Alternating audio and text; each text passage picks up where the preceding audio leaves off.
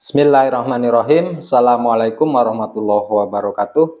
Hamdan wa syukron lillah, sholatu wassalamu ala rasulillah, amma ba'dah. Semangat pagi, semangat belajar, semangat menatap masa depan yang cerah saya ucapkan kepada para mahasiswa sekalian. Baik ya teman-teman mahasiswa, pada kesempatan hari ini kita akan mempelajari masih pada mata kuliah yang sama, yaitu mata kuliah filsafat ilmu, yang pada pembahasan hari ini kita membahas tentang cabang-cabang ilmu filsafat ya. Jadi dalam pandangan filsafat, cabang ilmu filsafat itu terbagi menjadi 3 ya. Yang pertama yang disebut dengan ontologi, yang kedua tentang epistemologi, yang ketiga tentang aksiologi ya. Yang pertama kita berbicara tentang ontologi. Apa itu ontologi? Ontologi itu berbicara tentang hakikat yang ada. Jadi segala sesuatu apa yang ada di dunia ini itu mempunyai esensi dan substansi ya. Esensinya apa dan substansinya bagaimana ya. Yang kesemuanya itu tercermin dalam 4 hal pokok dalam esensi dan substansi. Yang pertama apa? Yang pertama adalah teologi ya. Terus yang kedua adalah kosmologi, ketiga adalah antropologi, yang keempat adalah psikologi. Jadi keempat ini adalah bagian cabang dari ilmu ontologi ya, ilmu filsafat ya. Yang pertama yang perlu kita bahas adalah teologi. Apa itu teologi? Teologi berasal dari kata theos dan logos. Theos itu artinya Tuhan atau satu ya, satu atau Tuhan. Kemudian logos itu artinya ilmu. Jadi teologi adalah ilmu yang membahas tentang yang satu, apa? Tentang konsep ketuhanan. Jadi teologi itu tidak membahas zatnya Tuhan, melainkan teologi itu membahas tanda-tanda kebesaran Tuhan ya. Kalau dalam Islam itu ada hadis riwayat Abu Nuaim dari Ibnu Abbas ya, mengatakan tafakaru fi khalqillah wala tafakaru fi dzatillah, atau wala tafakaru fillah ya. Nah, itu kita diperbolehkan memikirkan segala sesuatu itu memang kembalinya kepada Allah ya. Artinya segala sesuatu itu adalah pusatnya adalah Tuhan ya. Sementara wala tafakaru fi dzatillah, membahas tentang teori ketuhanan itu jangan membahas tentang zatnya Tuhan, maka nanti kita akan binasa dan bahaya ya. Makanya apa? Dalam kajian filsafat itu yang kita bahas bukan Tuhan, tapi tanda-tanda kebesaran Tuhan ya. Jadi manusia kan konsepnya adalah kita diajak untuk berpikir ya, bertafakur kepada Tuhan ya. Dalam surat Ali Imran ya, itu ayat 190 sampai 191, a'udzubillahi minasyaitonirrajim, bismillahirrahmanirrahim. Inna fi khalqis samawati wal ardi wahtilafil laili wan nahari la ayatil liulil albab alladzina yadhkurunallaha qiyaman wa qu'udan wa 'ala junubihim wa yatafakkaruna fi khalqis samawati wal ard rabbana ma khalaqta hadza batila subhanaka faqina adzabannar. Jadi ayat ini menerangkan kita sebagai ulil albab ya, sebagai orang yang mampu berpikir itu hendaknya selalu bertafakur. Bertafakur yang bagaimana? Bertafakur untuk memikirkan ciptaan Tuhan ya, memikirkan kebesaran Tuhan dalam keadaan berdiri, dalam keadaan duduk, dan dalam keadaan berbaring ya. Ya, nah di sini merupakan satu konsep bahwa kita itu diajak berpikir terhadap adanya pergantian siang dan malam, adanya satu perputaran, adanya rotasi bumi, adanya revolusi bumi ya, dan seterusnya ya. Ini merupakan satu konsep daripada kita manusia, umat Islam, ulil albab, untuk diajak berpikir tentang ciptaan Tuhan. Makanya apa? Di situ teologi ya mengajarkan kita untuk memikirkan terhadap ciptaan Tuhan. Itu yang pertama teologi. Yang kedua kosmologi. Ya, kosmologi itu apa? Kosmologi itu adalah turunan dari teologi. Ya, kosmologi itu berbicara tentang alam semesta. Ya, kosmologi itu dari kata kosmos. Kosmos itu artinya alam semesta. Logi itu artinya logos, artinya ilmu-ilmu yang mempelajari alam semesta yang kita pahami, kita kenal sebagai galaksi Bima Sakti. Itu perlu kita pelajari. ya. Nah, itu akan menurunkan banyak mata pelajaran atau mata kuliah dalam hal ini.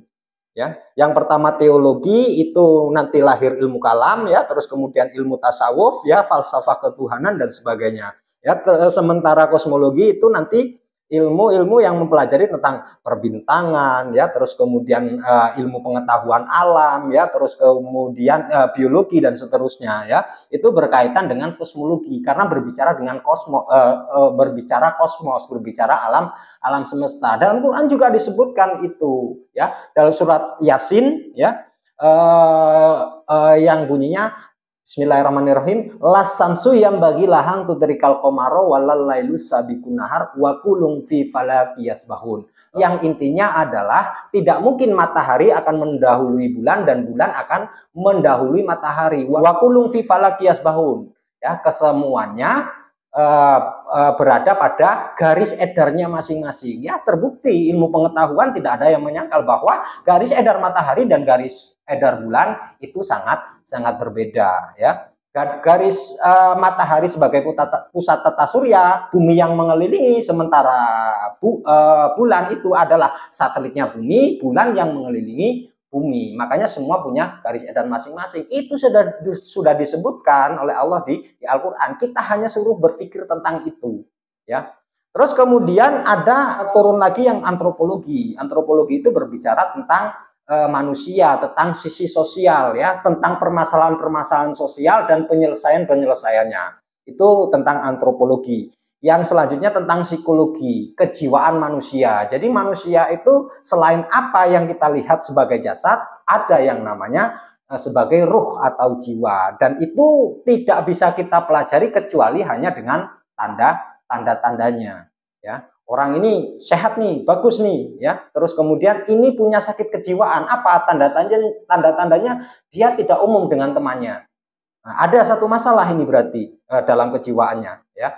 Yang tingkatannya ada masing-masing ya. Tingkatan kejiwaan itu ada yang normal sampai dengan mohon maaf ya abnormal ya. Terus kemudian itu ontologi. Jadi ontologi itu terbagi menjadi 4 tadi ya. Pembagiannya, yang pertama membahas tentang teologi, yang kedua membahas tentang kosmologi, yang ketiga membahas tentang antropologi, yang keempat membahas tentang psikologi. Yang kedua, setelah ontologi kita berbicara tentang epistemologi ya. Epistemologi itu apa? Epistemologi adalah salah satu cabang filsafat yang membahas tentang asal mula ya, terus kemudian sumber, terus kemudian ruang lingkup, terus kemudian nilai validitas dan kebenaran pengetahuan ya. Jadi epistemologi ini membahas tentang pengetahuan yang sifatnya ilmiah ya. Pengetahuan yang sifatnya ilmiah itu mempunyai 5 syarat pokok ya. Yang pertama yang disebut dengan ilmiah itu pasti berobjek. Jadi objeknya jelas ya. Yang akan kita pelajari jelas ya, nyata ya. Terus kemudian dia bisa dipelajari secara empiris dan rasional. Baik empiris saja atau rasional saja. Yang pertama. Yang kedua bermetode. Jadi untuk mencapai level ilmu pengetahuan itu harus bermetode. Supaya apa? Supaya ada cara yang ditempuh supaya nanti dia diakui sebagai sebuah kebenaran yang betul-betul ilmiah ya, dan diakui secara keilmuan, bermetode ya. Karena metode keilmuan itu kan ada banyak ya, ada kualitatif, ada kuantitatif ya, terus kemudian diambil datanya melalui interview ya, terus kemudian melalui eksperimental ya, melalui angket dan seterusnya ya. Ada tahapannya itu. Yang ketiga ya teman-teman, itu bersistem. Jadi ada komponen-komponen yang harus dipenuhi dalam ilmu pengetahuan itu. Jadi kita tidak bisa serta-merta ya mengklaim bahwa itu adalah sebuah ilmu pengetahuan sementara itu ada sekedar hanya pengalaman ya.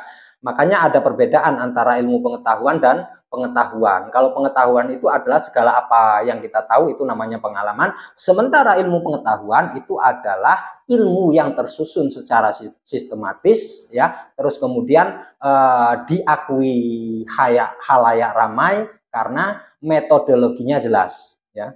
Terus kemudian yang jelas ilmu pengetahuan itu sudah diakui secara kelembagaan, ya, walau secara akademis ataupun secara hukum sosial budaya, ya. Terus kemudian bersifat universal. Artinya apa? Ilmu pengetahuan itu objektif. Objektif itu dari 100 orang yang kita berikan satu angket, minimal 50 plus 1% menjawab setuju dengan apa yang kita sampaikan. Itu namanya objektif. Jadi dari 100 orang, ilmu atau pengetahuan yang kita ajukan yang menggunakan metode dengan sistem yang jelas tadi, ya, terus kemudian akan diakui 50 plus 1 orang. Artinya apa? Ini sudah dikatakan objektif. Berarti apa? Itu sudah bisa dikatakan ilmu pengetahuan, ya. Terus kemudian yang kelima, ya, itu siap digugat, ya. Jadi ilmu pengetahuan itu berkembang, ya teman-teman. Teknologi terus kemudian ilmu pengetahuan itu berkembang sehingga apa? Sehingga ilmu pengetahuan yang kira-kira sudah tidak relevan dengan hari ini itu bisa kita bantah, ya. Seperti teori Darwin mengatakan bahwa manusia dulu berasal dari kera, ya. Zaman dahulu itu merupakan sebuah kebenaran dalam komunitas mereka, ya. Karena apa? Mereka punya data, ya, terus kemudian mereka punya satu gambaran yang rasional pada saat itu diakui adalah sebuah kebenaran. Dan hari ini sudah ditentang bahkan oleh pengikut Darwin itu sendiri, ya. Karena apa? Karena hari ini sudah tidak relevan. Karena apa? Karena manusia sejatinya dari dulu ya seperti ini. Nggak ada perubahan fisik yang signifikan. Mulai dari berbulu, ya, dulu ada ekornya, terus kemudian ekornya pendek, ya, terjadi sebuah evolusi sehingga manusia sesempurna hari ini. Itu hari ini sudah ditentang, ya.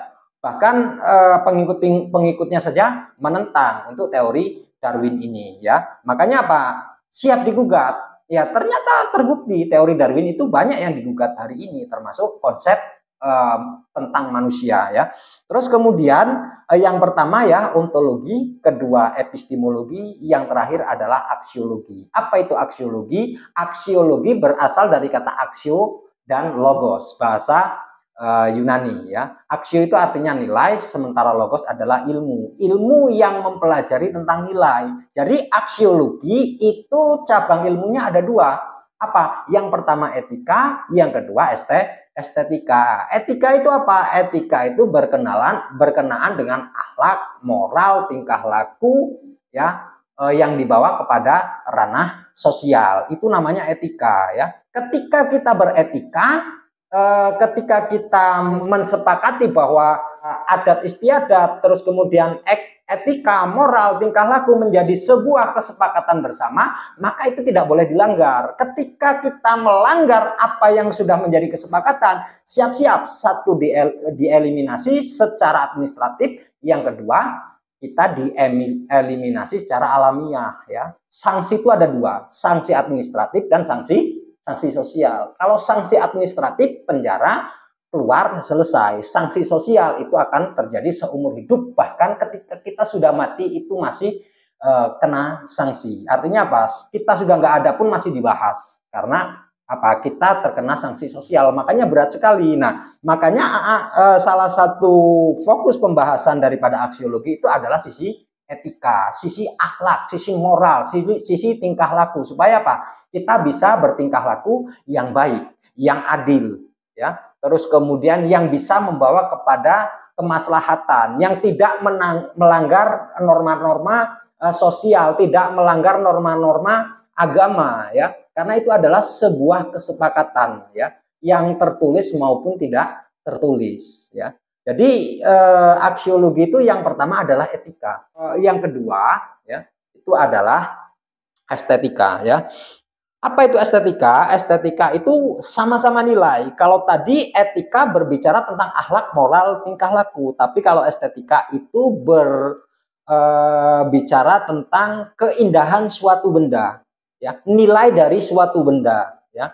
1 kilo aluminium sama 1 kilo emas, ya, itu sama-sama 1 kilo, beratnya sama, jumlahnya sama, ya, tapi akan mempunyai nilai yang berbeda. Dari sisi apa? Dari sisi kemuliaan, ya, kemuliaan dari kedua benda tersebut, ya. Itu dilihat dari sisi apa? Dilihat dari sisi bagaimana susahnya benda itu didapat, ya, terus kemudian bagaimana mudahnya benda itu didapat, terus kemudian setelah didapat bagaimana prosesnya, ya, terus kemudian setelah bagaimana prosesnya bagaimana jumlah ketika dalam waktu tertentu kita mengumpulkannya, itu menjadi nilai tersendiri, ya. Makanya emas hari ini begitu mahal karena apa?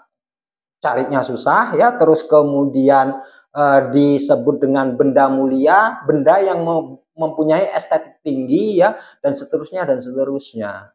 Baik, mahasiswa sekalian, cukup sekian ya pertemuan kita hari ini. Kita sudah membahas tentang ontologi, epistemologi, dan aksiologi. Saya ingatkan kembali bahwa ontologi terbagi menjadi 4 bagian, ya, cabang-cabang ilmu ontologi. Yang pertama teologi, yang kedua kosmologi, ketiga antropologi, yang keempat psikologi, ya. Terus kemudian epistemologi, ya, berbicara tentang keilmiahan. Keilmiahan itu, ya, harus yang pertama objektif, ya, berobjek, bersistem, bermetode, terus kemudian bersifat universal dan siap digugat, ya. Terus kemudian yang ketiga aksiologi. Aksiologi itu berbicara tentang etika dan estetika, ya. Etika itu moral, tingkah laku, estetika itu nilai suatu benda. Baik, ya, teman-teman, sampai jumpa di minggu yang akan datang, di video-video yang akan datang. Tapi sebelum saya tutup, ya, saya akan memberikan satu tugas kepada Anda semua untuk dikumpulkan di minggu depan, ya. Satu, ya, apa pengertian ontologi, ya? Sebutkan 4 cabang ilmunya, ya. Ditulis, ya. Terus yang kedua, apa pengertian epistemologi dan sebutkan 5 syarat, ya, pengetahuan ilmiah. Yang ketiga, apa pengertian aksiologi, ya. Yang keempat, aksiologi terbagi menjadi 2 cabang ilmu, yaitu etika dan estetika. Pertanyaannya, apa pengertian etika dan apa pengertian estetika, ya? Sebutkan contohnya sesuai dengan pengalaman Anda. Jadi 4 ini adalah tugas yang harus Anda selesaikan, dikumpul di minggu depan, ya. Terus kemudian ini menjadi salah satu indikator bahwa Anda betul-betul menjadi mahasiswa yang aktif, dan ini masuk kepada penilaian. Makanya ini betul-betul minggu depan akan saya tagih. Baik, cukup sekian. Akhirul kalam, billahi taufik wal hidayah. Assalamualaikum warahmatullahi wabarakatuh. Tetap semangat, tetap kreatif, tetap inovatif. Anda semua luar biasa.